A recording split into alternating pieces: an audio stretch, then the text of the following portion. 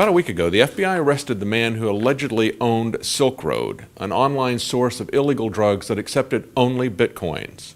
What is most interesting is that the FBI has not yet been able to seize over 600,000 bitcoins without his password.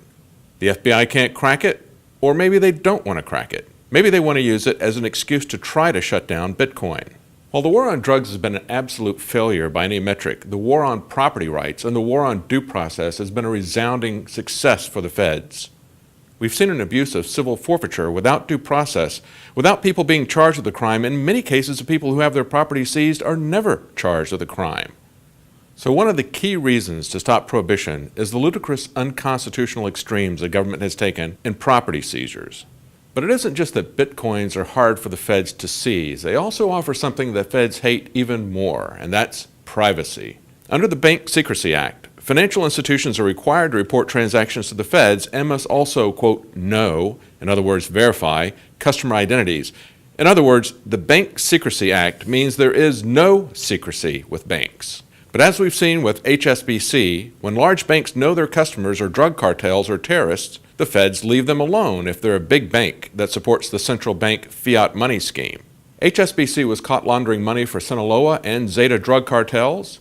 They were caught laundering money for Hamas, Hezbollah, and Al-Qaeda. Yet Assistant Attorney General Lanny Breuer said HSBC would almost certainly have lost its banking license in the U.S., and the future of the institution would have been under threat, and the entire banking system would have been destabilized if they hadn't just given them a slap on the wrist, if they had enforced the laws against money laundering. But HSBC was too big to jail because they serve the fiat banking system and they partner with the feds in running drugs and in arming terrorists.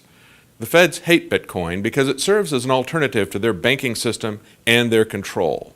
They would love to destabilize it, but that's not going to be easy.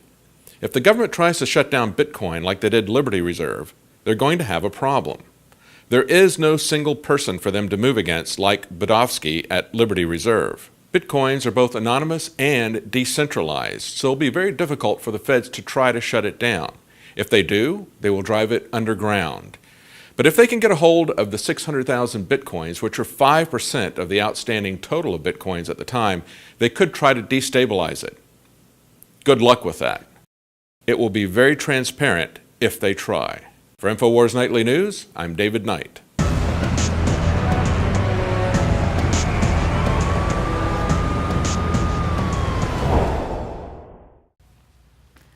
We take this business of waking people up very seriously here at InfoWars. That's why we have such a huge outreach operation, and it wouldn't be possible without the InfoWars magazine. And we have a very special October edition for you.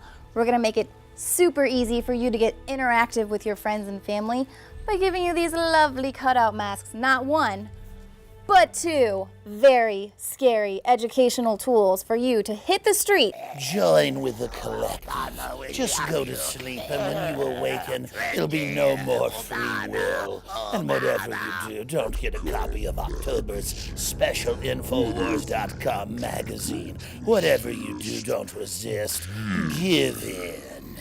260,000 of you could be out there as Obamacare or Prozac, the killer clown. Hi, kids! It's me, your favorite selective serotonin reuptake inhibitor! Just cut along the dotted lines, cut some holes for the eyes, and attach a few rubber bands, and you are ready to wake up America this Halloween. Remember, kids, Obamacare is for you and your family, and so is Prozac and Ritalin. So whatever you do, don't secure your copy of InfoWars magazine and resist, because death is good for you.